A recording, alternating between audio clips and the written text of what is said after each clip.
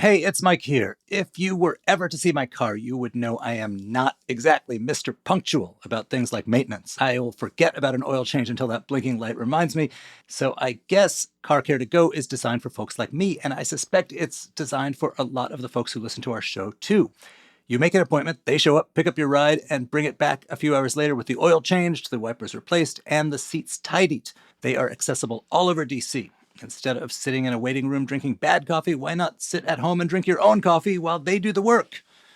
Get your first synthetic oil change for just $20.23. Get it? That's 2023 with the code FIRST20. No catch. Any make or model. Sign up at carcaretogo.com. Today on CityCast DC, just a heads up that this is going to be a heavier episode than usual. And that's because from 1971 to 1972, a serial killer who called himself the Freeway Phantom killed at least 6 black girls in DC and terrorized their families and communities. He was never caught, but veteran journalist Celeste Headlee thinks that someone out there knows something, and she's trying to get justice.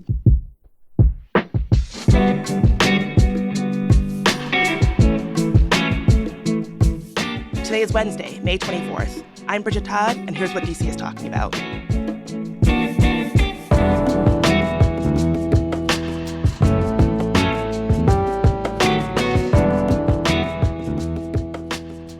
Thanks so much for being here, Celeste. So I know you've just come out with this podcast called The Freeway Phantom. New episodes drop every Wednesday. So for folks who might not know, who was the Freeway Phantom? We don't literally know who the Freeway Phantom is, but that's the name given to a serial killer who was operating in the early 1970s in DC, who killed at least 6, most likely more, young black girls, all within the same area, and he left their bodies all along the highways, the local highways, which is why he got the moniker of Freeway Phantom. He was never caught.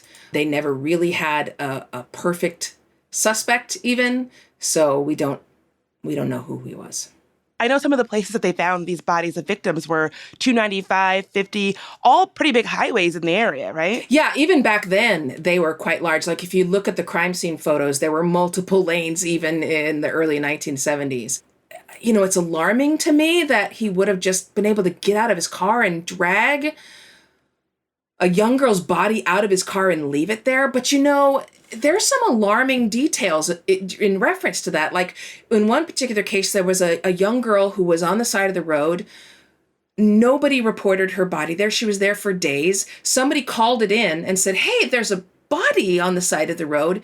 And these police officers drove by, never slowed down or got out of their car and said, nope, there's nothing there. And a couple days later, the same person was called back. His own supervisor was like, look, somebody needs to get out there. So, you know, I'm not sure what that means about human nature, but it's not good. Do you think it says something about the vibe in DC at the time? We are talking about a period of time that was pretty chaotic. This is about the same time when all of the Vietnam protests were beginning.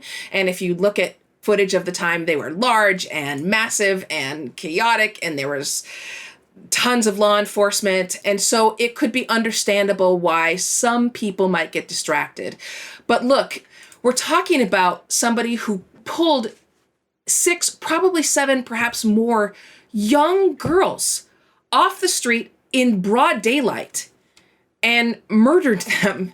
So there's other stuff going, there's other reasons why this case didn't get the attention that it deserved. And it wasn't just because people were distracted. What are some of those reasons? I mean, this is what brought us to this story, why we wanted to bring it back, right? Even though it's half a century old, is because these are still going on today. Like, first of all, the reason Black Lives Matter is a phrase is because Black lives are often treated like they don't matter. So you cannot look at this case in which all of these girls were dragged off the street. People have never even heard this name of Freeway Phantom. Like, how many movies do we have about these other serial killers who have killed, it's not a competition, but sometimes fewer victims?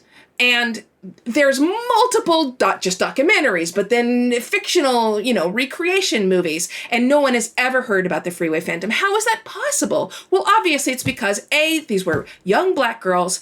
and B, they were in a lower socioeconomic stratus. I mean, if you read some of the police reports, these police officers were asking about like a 12-year-old, maybe, if she went off with her boyfriend. They were saying in their police reports that they were dressed provocatively when they were in their school uniform. So that's one thing. The other thing is that, no surprise, Black neighborhoods don't trust the police. So much of safely returning children home has to do with neighborhoods and getting those reports from people who have seen something and may not realize it, getting people to be honest about what is going on. That requires a level of trust that didn't exist in the 1970s and certainly doesn't exist today. Something that I found really chilling about looking into the details of this case were the way that the killer interacted with police and sometimes the family of the victims. What's going on there? Like, can you break down those details for me? So, he left a note on one of the victims that was really taunting. It kind of reminded me of some of the notes that Jack the Ripper would use to taunt police in the UK. So he left a note attached to one of the girls' bodies. He also would call the families. And I mean, I just can you imagine? I can't even imagine what that must have been like for these poor families. In one case, he had one of the little girls call her own family, ask for her mother, tell them that a white man had picked her up and she was in Virginia, which for police say those were specifically not true, but he was trying to mislead police. So it's very clear he really liked it when he got the name of Freeway Phantom. He used that name when he signed his note. It's very clear he liked the attention. And was feeding off that attention. And it's also clear that there's more than a little sadism there, because he was not only murdering these girls sometimes in horrific ways, but he was also getting off on emotionally torturing the families.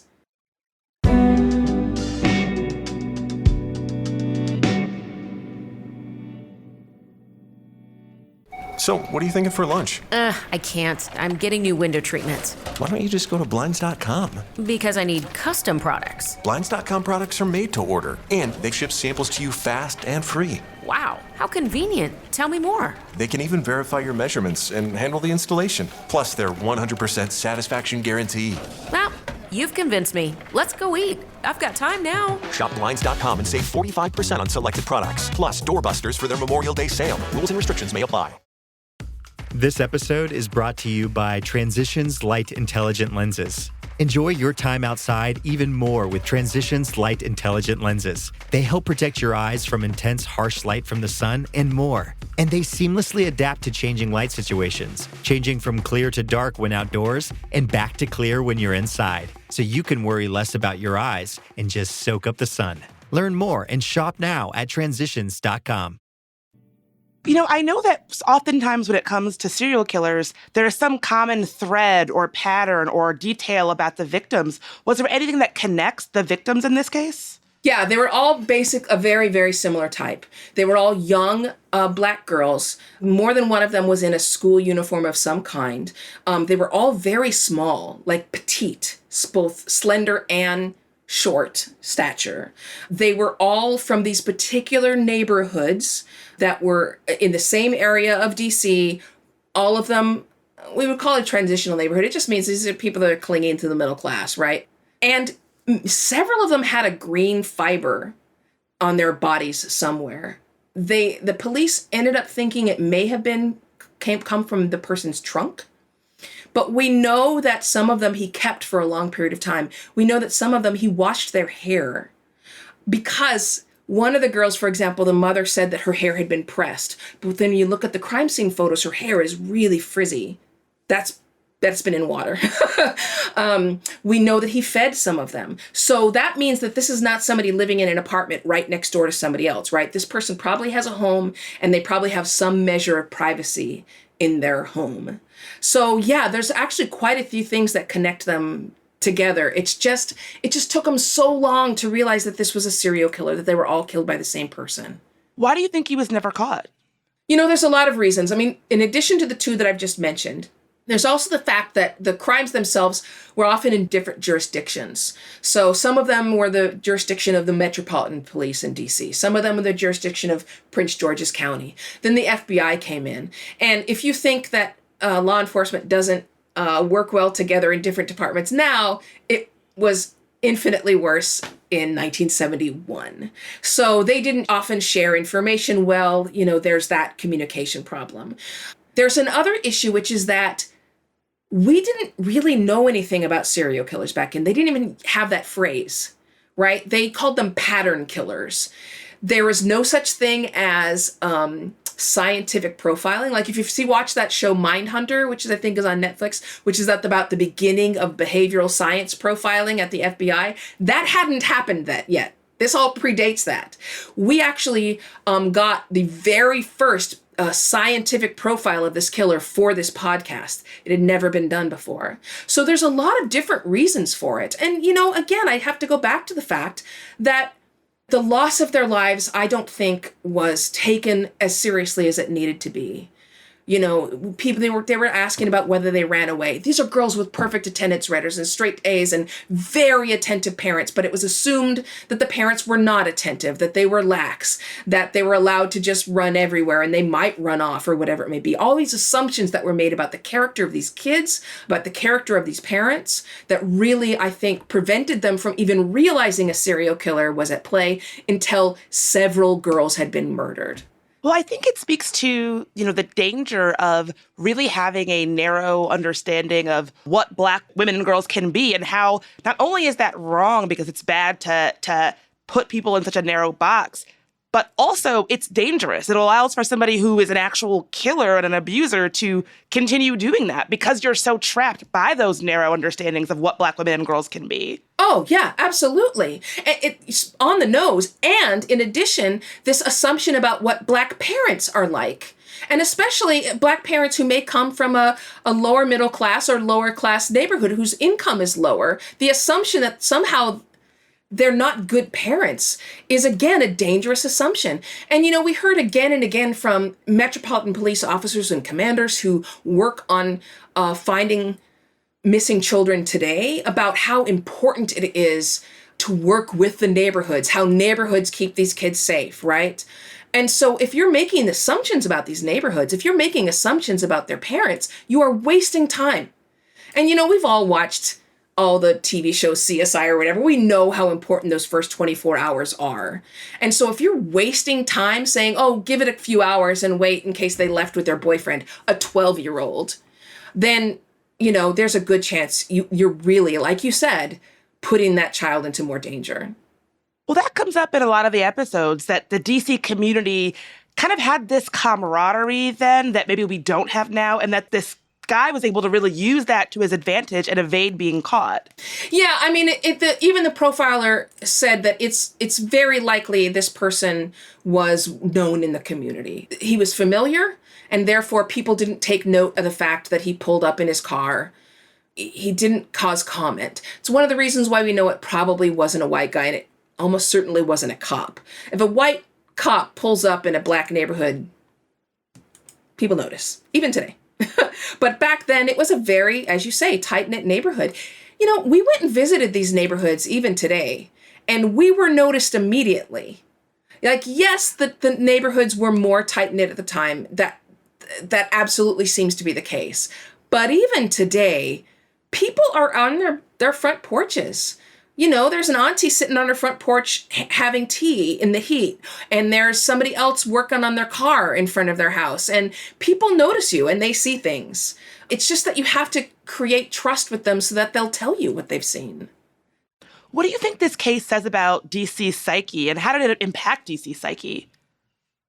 A couple things about that. I mean, first of all, the communities themselves were terrorized. Obviously, they were obviously extremely afraid for the safety of their girls. But there was also this assumption that they were the only ones that were going to keep their girls safe. That there was nobody in a white hat that was going to come in and somehow protect these girls, that was on the parents and on the communities themselves. I think it really caused a lot of, I think it deepened the distrust in these communities. I think it deepened the idea that you're kind of on your own. And it further ingrained the idea that your kids are in danger, right? Like this isn't a safe world for you, especially if you are female, especially if you are Black. One of the things that really struck me about the series is when you spoke to Romaine Jenkins, who was kind of this trailblazer in her day as one of the district's only female police detectives, much less a Black female detective at that time. And she was lead on this case. Does it haunt her? Does it keep her up at night? Like, how is she doing? Yeah, it does. I mean, she's retired, but she went to all of the different law enforcement agencies and collected every bit of evidence that was left, and they handed it to her. So, we spent a lot of time at her house and started going through her boxes, and she has just boxes upon boxes upon boxes of this evidence. Some of it is like literally physical evidence where there's an envelope that says, don't open, do not unseal. There's a chain of custody issue. There's all the crime scene photos. There's all the reports from the people that they interviewed. This is part of her personal landscape, right? Yeah, it haunts her. She so wants to find out who did this for the benefit of these families. And this has clearly been her just a driving force in her life for decades. She was the one that reopened it. It closed off. They lost attention. It went cold because of all the Vietnam protests, and all of law enforcement attention went there to the Capitol. She, a few years later, reopened it because she wanted to actually find out who did this. I know you lived in D.C. for a long time. The city is where you consider to be your home. What has it been like for you digging through all of these documents as you rehash this decades-old case? It was so weird for me. I got to tell you, Bridget, we went and we walked the path of this killer. Meaning we visited the places where these girls disappeared. And then we visited the places where he left their bodies like garbage on the side of the highway. And when you pass by those places every day and they're just kind of part of your drive or whatever, and then you visit them again and you see them through the light of the fact that this is the last that anybody saw of this young girl who had her whole life ahead of her. This is where her body was left. I don't know. It just gives those areas a different character for me. I love DC. I love DC. But we all know that the city is not always as kind to those who love her as it could be. And this is one of those cases. Like, our city had a responsibility to protect these girls. And maybe you can't protect them, all of them, from being harmed. But did we have to let 6 or 7 of them get killed? Like, we couldn't marshal our forces after the first or second one to protect all of the others? I mean, I don't know. It was surreal, a little surreal for me visiting those spots in this area, spots that I drive by all the time. So I know that there were kind of 3 main suspects. Do you feel that it was probably one of those suspects who was the culprit here? I don't. One of the biggest suspects was Robert Askins, who ended up dying in detention. But there was a lot of assumptions made about the Freeway Phantom in terms of the profile that didn't end up bearing out when we got an actual scientific profiler to take a look. And one of them was the fact that this person must have been in a mental facility at some point. Robert Askins, for example, did have the classic aggression against women, but he had been convicted of attacking grown women. And that's a different mindset from somebody who attacks children. They also suspected a couple cops who'd been convicted of rape. Again, probably wasn't a cop, I don't think. And they suspected a gang. And I just don't think so. I think there's somebody else out there. And I'll tell you something else, Bridget. I know there is still somebody alive who knows something. And they may not realize they know something, but it may be someone who, they were at a barbecue or whatever, and somebody said something. Somebody knows something, and we just got to shake that loose. We got to have that drop down out of that tree, and they just got to come forward. Do you think that the killer will be caught, or that it will at least find out who he is? And are you hopeful that opening this up with the show can sort of provide that pathway? Yeah, I mean, that's the main hope for the show.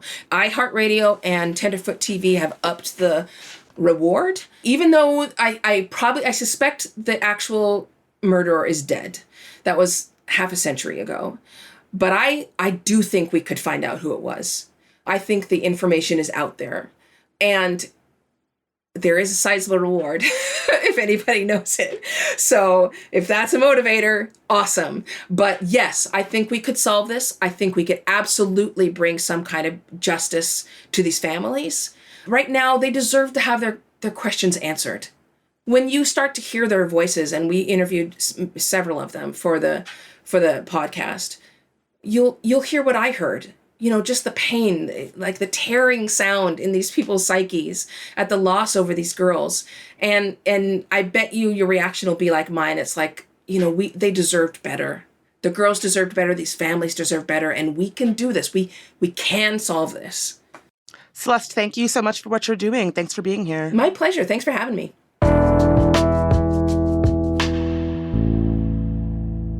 And before you go, here's some quick news.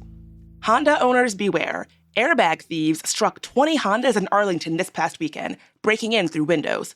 Theft of airbags, particularly in Hondas, has been a nagging problem in the area. Police recommend parking in well-lit, populated areas. Also, RIP to Kevin Tien's Moon Rabbit. The Vietnamese restaurant on the wharf abruptly shut down after service on Monday night. Now, it's rumored that the Intercontinental Hotel suddenly closed the wildly popular spot because of its fledgling union. Tien and Moon Rabbit are nominated for multiple Grammy Awards, including Chef of the Year and Upscale Casual Restaurant of the Year. And lastly, a Virginia federal appeals court ruled in favor of a public elite high school that had been accused of discriminating against Asian Americans. The school had revamped its admissions policy a few years ago to promote diversity, and critics said those changes came at the expense of Asian American students in the area. That's all for today here on CityCast DC. If you enjoyed the show, please leave us a review and subscribe to our morning newsletter. And be sure to check out the Freeway Phantom podcast. New episodes drop every Wednesday, and they're a chilling but eye-opening listen. We'll be back tomorrow morning with even more news from around the city. Talk to you then.